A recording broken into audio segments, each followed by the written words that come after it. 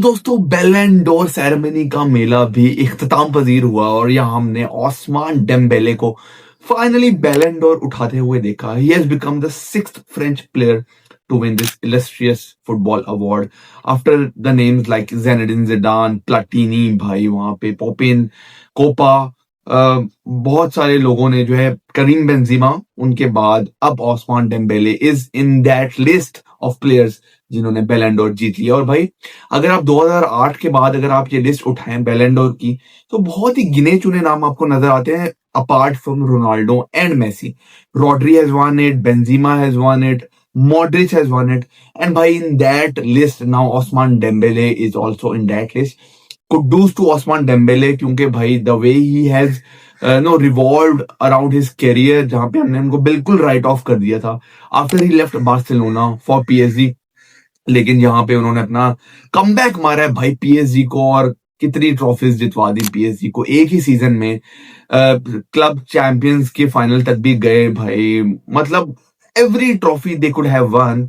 सिर्फ वो एक चेल्सी से जो फाइनल हार गए, other than that I think that was a brilliant season for PSG, क्योंकि पीएसजी को टीम ऑफ द ईयर भी मिल गया है and I think deservingly as well. Lucho को जो है वो बेस्ट मैनेजर का भी अवार्ड मिल गया है, I think deservingly as well. Lamine Yamal को यहाँ कोपा अवार्ड मिला है भाई, the best young player in the world right now, I think absolutely deservingly.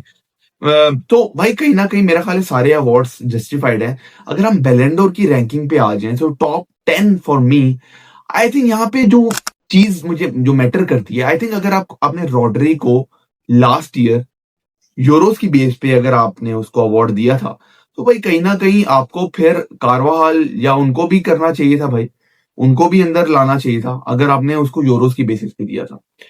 लेकिन यहाँ पे अगर आपने डेम्बेले को जितवा दिया अहेड ऑफ विटीनिया, नूनो मेंडिस, क्योंकि विटीनिया finished at number 3 and he won the Champions League as well as the UEFA Nations League title। यहाँ पे अगर आप देखो एक इंटरनेशनल टूर्नामेंट है, वो रैंक करता है। यहाँ पे काफी लोग ये भूल रहे हैं कि यार एक इंटरनेशनल टूर्नामेंट जिस साल में होगा उसके थोड़े थोड़े वेटेज पॉइंट्स होंगे। वैसे तो मैंने बैलन डोर को सीरियसली लेना बहुत पहले से खत्म कर दिया है। It is just a popularity award right now, just a matter of journalist कि भाई वो किसको डिसाइड करते हैं, किसकी पीआर ज्यादा है। क्योंकि इवन बार्सिलोना का भी best player I think it was Raphinha. I think it was Rafinha. Rafinha should have finished above Lamine Jamal in the rankings. There is no point Lamine Jamal second पे finish कर रहा है, Rafinha fifth पे finish कर रहा है, इतना फर्क नहीं होना चाहिए। And I think Vitinha somewhere deserve करता था top 3 में। साला number 4 I think has a monstrous season, साला का 47 goals involvement थी उसकी, I think वो deserve करता था। कोल पाल्मर इस लिस्ट में क्या कर रहा है भाई टॉप 10 रैंकिंग्स में? What has Cole Palmer done in the last season? मुझे कोई बता दे भाई, कॉन्फ्रेंस लीग जीतने के अलावा क्या किया है कोल पाल्मर ने? तो मुझे लगता है कि भाई Harry Kane outside the top 10 is not justified. Pedri भाई, Pedri should be where Cole Palmer is. I think Pedri deserve to be in the top 10. I think best midfielder for Barcelona. I think Nuno Mendes भाई, यहाँ justice for Nuno Mendes होना चाहिए, क्योंकि 10th पे finish किए Nuno Mendes। I think उनको थोड़ा सा higher finish करना चाहिए था। Maybe ahead of Ashraf Hakimi से अच्छा सीजन था नूनो मेंडेस का। Plus Nuno Mendes won the UEFA Nations League as well. तो मुझे ऐसा फील होता है कि नूनो मेंडेस को कहीं ना कहीं टॉप 6 में कहीं फिनिश करना चाहिए था। अदर देन दैट डोनोरुमा है भाई, किलियन एम्बापे हैं टॉप 10 में, बट ऑल भाई hats off to Ousmane Dembele winning the Ballon d'Or before Mbappe and Haaland भाई is itself an history में लिखा गया है, और पेरिस के फैंस ने बड़ा कल सेलिब्रेट किया है। तो भाई all the best to Ousmane Dembele, I think deservingly. और बहुत सारे लोगों ने बहुत पहले कह दिया था कि भाई डेम्बेले ही जीतेगा, तो no surprises there, but there are surprises somewhere in the other rankings.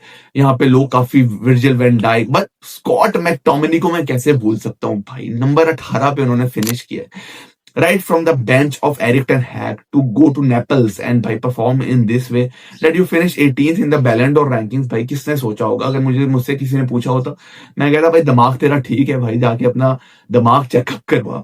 So I think hats off to Scott McTominay and Ousmane Dembele. तो भाई यही था थोड़ा सा review about the Ballon d'Or rankings. अगर आपको पसंद आया हो, वीडियो पसंद आई हो, तो भाई मुझे अपना रिव्यू जरूर बताना। What do you think about these final rankings of the Ballon door? क्या ओस्मान डेम्बेले डिजर्व करते थे? क्या लमीन जमाल सेकंड पे फिनिश डिजर्व करते थे? क्योंकि मुझे लगता है रफीनिया का सीजन बेटर था लमीन जमाल से। ये आप स्वैप कर सकते थे इनकी places. Other than that I am quite satisfied with the rankings because of how the players performed in last season. मुझे नहीं लगता कोई बहुत ज्यादा पीआर चली है। हाँ, पीआर बार्सिलोना की बहुत चली है, लेकिन भाई यहाँ पे मेरा ख्याल है ओस्मान डेम्बेले को ही deservingly won this Ballon d'Or award. तो भाई मिलते हैं नेक्स्ट वीडियो में। जरूर लाइक कर देना, अगर नए हो चैनल पे तो सब्सक्राइब किए बिना नहीं जाना।